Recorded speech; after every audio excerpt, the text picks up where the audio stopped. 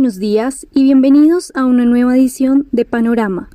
Dani, cuéntanos cómo está el panorama el día de hoy. Muy buenos días, Sharon. Panorama indeciso por cuarta jornada consecutiva en el arranque de mercado. Con respecto a la noticia del día, tiene que ver con la no renovación de unos programas especiales que gestiona la Reserva Federal para darle liquidez en caso de que sea necesario a los estados, a las empresas y a entidades financieras en los Estados Unidos. Estos recursos eran del Tesoro de los Estados Unidos, pero servían como soporte para los programas que administraba la Fed. El secretario del Tesoro justifica su decisión porque pues, eran programas que prácticamente no estaban siendo utilizados y que esos recursos podrían ser utilizados de una manera más eficiente si se dirigían directamente a las empresas o a los trabajadores o a lo que sea que el secretario del Tesoro considere pertinente. Sin embargo, pues ya quedan menos de un mes de esta administración si las cosas o las cortes no cambian la decisión de los votos. Con respecto a la postura de la Fed, decía que estos recursos, aunque no estaban siendo utilizados como tal, 455 billones de dólares, sí de alguna manera servían como soporte para que el mercado funcionara tranquilamente y le continuara otorgando liquidez a las empresas y a los estados. De alguna manera, aunque no se estaban utilizando, sí estaban sirviendo como un mecanismo disuasivo. En medio de estas dos posturas, pues el mercado no ha tenido una reacción agresiva ni positiva ni negativa. Como hemos mencionado el día de hoy, nueva jornada con arranque indeciso, pero sí deja en el ambiente que la administración Trump de alguna manera está tratando de poner las cosas un poco más difíciles en caso de que llegue a haber transición hacia la administración Biden.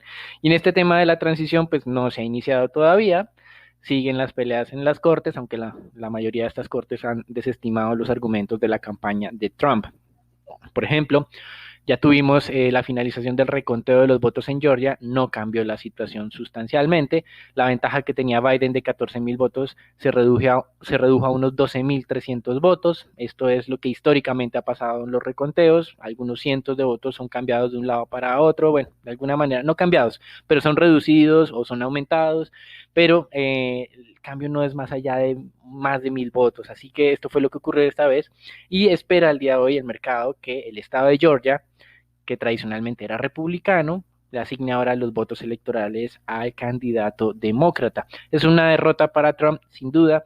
Veremos hoy la confirmación.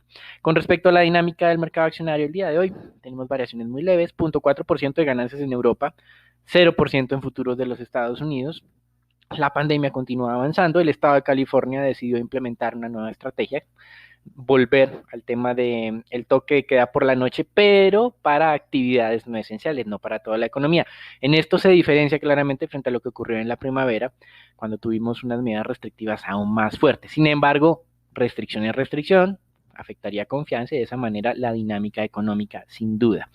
En Estados Unidos se registra un nuevo récord de hospitalizaciones por COVID, 80.000 en este momento. Pero creemos que al igual que ocurrió con las cifras de contagios que en el momento que superaron las 70.000 eran nuevo récord, dejan de ser noticia. En este momento tenemos un promedio móvil de los últimos 7 días de contagios diarios identificados oficialmente de 160.000. Esto pues sin duda habría asustado a cualquiera hace algunos meses, pero en este momento se está volviendo algo corriente en los Estados Unidos. El foco sin duda estará entonces en las muertes diarias. En promedio estamos en 1.250, no es muy alto, teniendo en cuenta que en la primavera tuvimos niveles equivalentes al doble de esta cifra, 2.500 en promedio. Ahora la duda que queda es si este incremento de hospitalizaciones hará que la cantidad de muertos suba tanto como las que se tuvo durante la primavera de este año. Esa es la siguiente pregunta, teniendo en cuenta obviamente que el incremento de hospitalizaciones no necesariamente implica que la cantidad de muertes vaya a ser mayor que en la primavera debido a la mejora en los tratamientos que están realizando los médicos para este tema del COVID. Y con respecto a las recomendaciones que se están haciendo para el Día de Acción de Gracias en los Estados Unidos, la Oficina de Control de Enfermedades le pidió a las personas primero que no viajen y segundo que realicen una celebración solamente con los miembros de su hogar o de su núcleo cercano para de alguna manera reducir el riesgo de que esta pandemia continúe descontrolándose más. Hay una queja de Bloomberg a las universidades y es que no estén implementando estrategias para contener los contagios en esta temporada, no le están pidiendo a los estudiantes ningún tipo de estrategia para contener la pandemia, simplemente los dejan ir libremente, no le están pidiendo que mantengan algunos días de cuarentena antes de, digamos, de reunirse con sus familias o de alguna manera de hacerse pruebas, no hay nada de esto, ¿sí? Y creen que este tema de la acción de gracias puede más adelante redundar en mayores cifras también de contagios. En el frente político, pues ya habíamos mencionado el tema del estado de Georgia, la diferencia en los reconteos que no cambió mucho. También se estaba a la espera de algunas decisiones en el estado de Arizona y el presidente Trump y los miembros de su campaña ahora tienen la estrategia de, como mencionábamos esta semana, convencer a los legisladores en los estados. Recuerden que en Estados Unidos cada estado tiene su propio Senado y su propia Cámara, y está intentando que no sean los votos populares, sino que sean estos legislativos los que decían quién ganó el estado, por lo menos en el caso de Pensilvania, algo que pues iría en contra de la tradición democrática que ha tenido este país, pero pues veremos qué ocurre. Los expertos dicen que existe una muy baja probabilidad de que tenga éxito esta nueva estrategia de Trump. Y continúa el enfrentamiento entre la farmacéutica estadounidense Gilead y la Organización Mundial de la Salud acerca de el tratamiento de la medicina Remdesivir, que tiene otro nombre pues para ser comercializado. La compañía farmacéutica insiste en que ellos sí tienen, o por lo menos su medicina, su tratamiento sí tiene impacto positivo para el tratamiento del COVID. La OMS dice que la información hasta el momento no permite hacer una confirmación de esta expectativa y que debido a eso pues continúa pensando en que no va a ser la recomendación de uso de la misma. Entonces, ¿qué tenemos acá? Una medicina que potencialmente puede servir, pero que los análisis estadísticos no son concluyentes, y por el otro lado es un costo de un tratamiento muy alto, más de $2,000 cuesta, 2.340 más exactamente, para algo que en este momento parece un placebo. Psicológicamente funciona, pero desde el punto de vista tangible parece que no. En divisas tenemos una jornada un poco mixta. El peso mexicano se debilitaba, lo mismo que ganaba el real de Brasil o viceversa. No había muchos cambios en América Latina en términos agregados. En Europa tampoco había variaciones significativas. Como hemos mencionado, esto que tanto hablan los medios de la guerra entre la Fed y el Tesoro realmente no está teniendo un impacto porque no se sabe muy bien quién tenga en este momento más la razón. En materias primas, el Brent oscilaba alrededor de los 44,50 centavos, el WTI estaba subiendo a los $42, y esto a pesar de que los inventarios en Cushing, que supuestamente es donde se fija el precio del WTI, están aumentando y se acercan nuevamente a los máximos niveles de abril. Lo que pasa es que en términos globales, los inventarios no están aumentando como un todo. En China, por ejemplo, el uso o la capacidad utilizada de almacenamiento descendió de un 73 a un 70%, y por eso de alguna manera pues no se ha resentido el mercado petrolero, aunque seguimos muy a la expectativa de lo que serán las reuniones de la OPEP, sobre todo el próximo 30 de noviembre, que nos digan si van a postergar por lo menos por un trimestre ese incremento programado de la producción. El oro está en este momento más cerca de los 1850 que de los 1900. Veíamos ayer unas recomendaciones de analistas de que no vendan oro para comprar Bitcoin. No sé, desde este punto de vista pues no parece muy lógico. Entendemos que la utilidad del oro, más allá de que se vea bonito o algunas otras cosas en términos de semiconductores, etcétera, en la industria de chips, puede ser interesante. El Bitcoin no tiene ninguna utilidad adicional más allá de la que los especuladores le estén dando.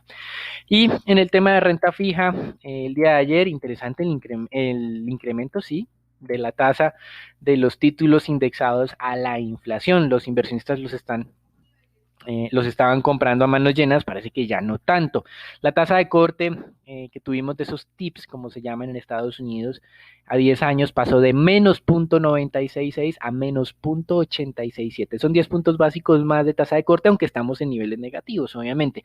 Y hoy amanecemos con una tasa de descuento de tesoros a 10 años, la normal, la que siempre se hace seguimiento, la de referencia en el mercado, de 0.84%, descendió 2 puntos básicos frente a lo que teníamos ayer en la mañana. Tal vez las cifras de subsidios al desempleo, que no fueron tan positivas, se incrementaron por primera vez en 5 semanas, haya incidido en algo en esa dinámica bajista de tasas de descuento. porque hubo otras cifras en Estados Unidos que sí fueron positivas. Ventas de vivienda usada nuevo máximo de los últimos 14 años, 6.85 millones de viviendas vendidas durante los últimos 12 meses. Y también tuvimos el dato de indicadores líderes, crecimiento de 0.7% en este indicador, que en teoría me habla a mí sobre lo que va a ocurrir en la economía dentro de 6 meses.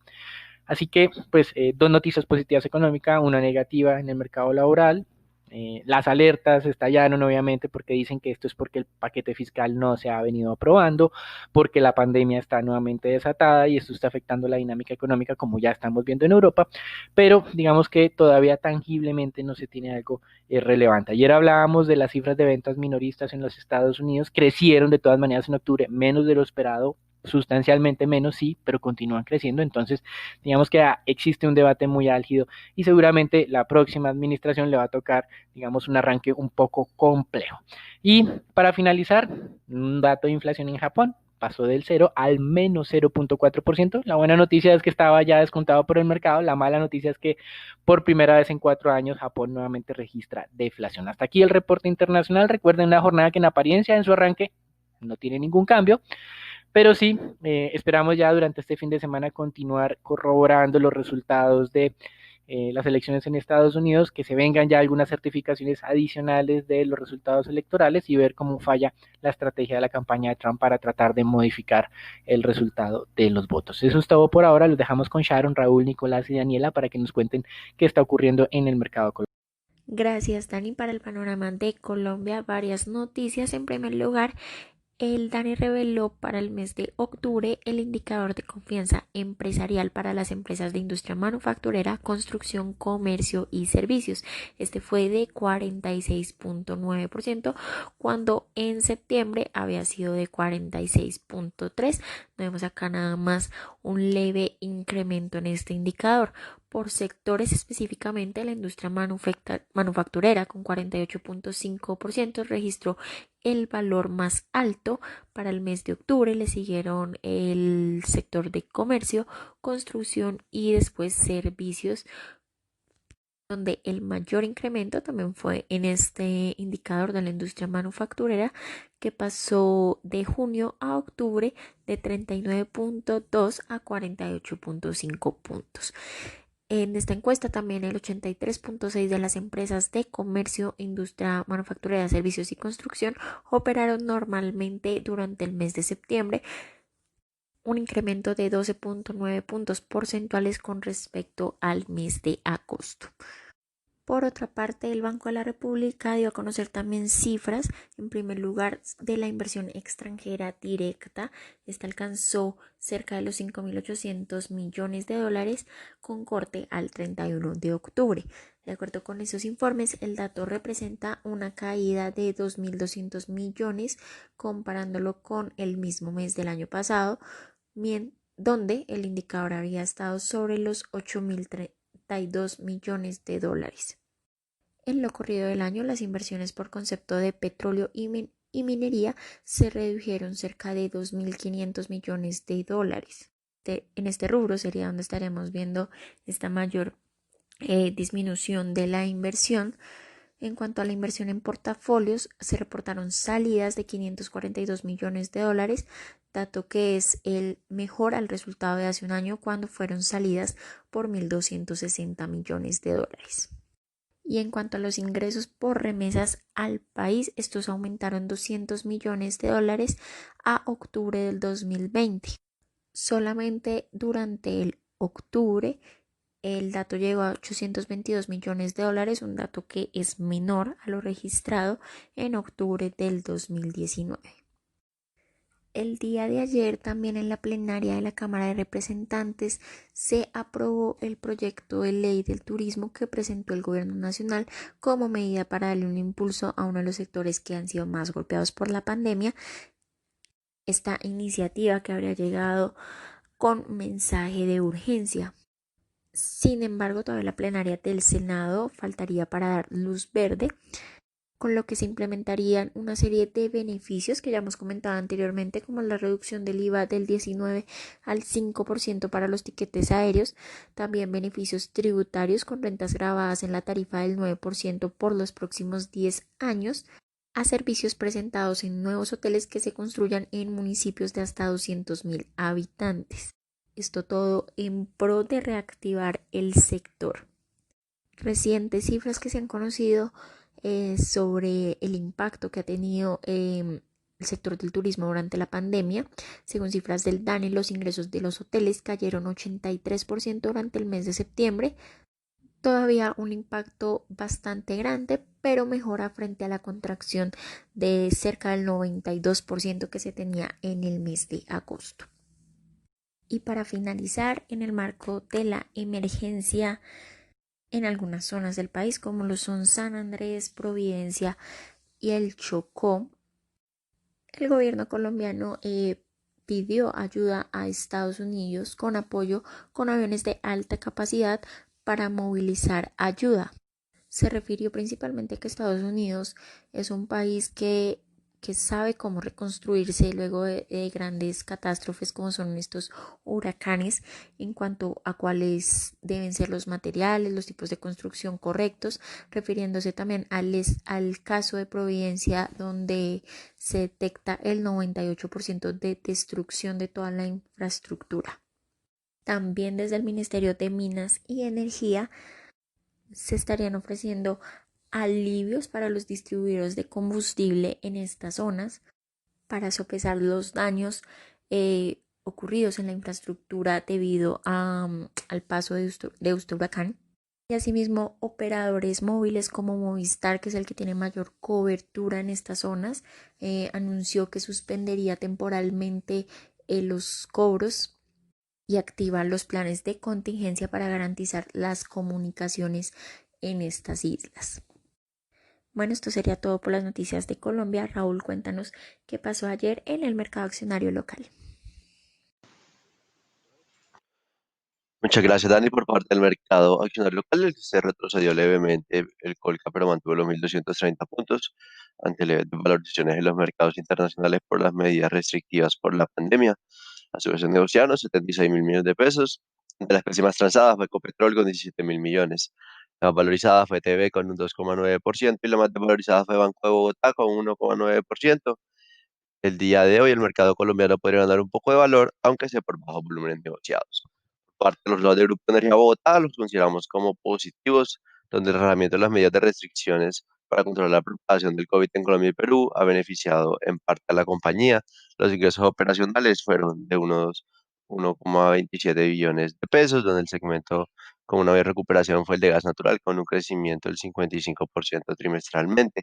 El EBITDA de la compañía se se ubicó en 608.000 millones de pesos, donde TGI fue el principal aportante. Por otra parte, en cuanto a los resultados de Grupo de Energía de Bogotá, cabe destacar principalmente esta entrada de nuevos proyectos y siguió impulsando este buen comportamiento. Por otra parte, también los márgenes de rentabilidad se mantienen relativamente resilientes, donde el margen EBITDA se ubicó en 76,5%. En cuanto a cuenta de Engesa, los estados fueron mixtos, donde los resultados de Engesa se vieron afectados por menores precios en bolsa, compensados por resultados de Codensa, donde sí mostraron un crecimiento del 4,8% de los ingresos año a año por un nuevo cargo de remuneración. Por otra parte, la acción de Grupo Aval no logró volver a los 950 pesos a pesar de los positivos resultados financieros, donde observamos una lenta recuperación de la especie. Consideramos que la dinámica de resultados podría evitarse levemente en el cuarto trimestre del 2020, aunque mantendría un comportamiento estable a la medida que el grupo confirme los 950 pesos, tendría espacio para buscar de nuevo los 1.000 pesos. Bueno, Nico, cuéntanos cómo amanece el dólar el día de hoy. Buenos días, Raúl, muchas gracias. Soy Nicolás de Francisco y vamos a hablar del dólar. En la jornada de ayer, el volumen transado fue de 799 millones de dólares, donde se vio una reducción superior al 4% con respecto al volumen inmediatamente anterior. La tasa de cierre fue de 3.649 pesos con 95 centavos, donde el peso colombiano se devaluó en 16 puntos básicos con respecto a su par estadounidense. El precio medio durante la jornada fue de 3.646 pesos con 96 centavos el mínimo alcanzado de 3.639 pesos con 40 centavos y el máximo de 3.658 pesos. Para el día de hoy esperamos soportes hacia los 3.620 y 3.610 pesos y resistencias entre los 3.670 y 3.680 pesos. Los dejo con Sharon para los temas de renta fija. Gracias, Nico. Y a pesar de un comportamiento mixto durante la jornada en el mercado de deuda local, la curva TES tasa fija y la curva NVR presentaron valorizaciones leves de medio básico y 0.2 puntos básicos respectivamente, donde se continúa destacando el apetito por los segmentos medio y largo de la curva. Los test del 24 se desvalorizaron 2 básicos y cerraron en 3.51%, mientras que los 28 se valorizaron hasta 4.95%. El mercado de deuda corporativa continúa mostrando repunte en los niveles, al menos a través del sistema transaccional, que vio negociaciones por cerca de 23.000 millones de pesos, mientras que se operaron 496.000 millones por registro, que parece ser el promedio cercano a unos 4 meses ya en medio de operaciones por registro. Lo más transado fue tasa fija del 21, del 22 e IBR del 21. El día de ayer, como les comentábamos, Promigas colocó 600.000 millones de pesos en bonos ordinarios AAA. Los IPC a 5 años cortaron en 1.58% y los VR a 25 años en 3.77%. La emisión tuvo una sobredemanda de 1.75 veces, concentrada principalmente en los títulos indexados a la inflación. El día de hoy continuaría este comportamiento lateral que se ha caracterizado durante la semana en el mercado de deuda a medida que las preocupaciones de una recuperación económica más lenta a la esperada resurgen, y también el mercado local estaría pendiente de la presentación del reporte de estabilidad financiera por parte del Banco de la República. Con esto concluimos entonces nuestro panorama indeciso del día de hoy. Gracias por acompañarnos. No olviden suscribirse y seguirnos en nuestras redes sociales. Que tengan un buen día.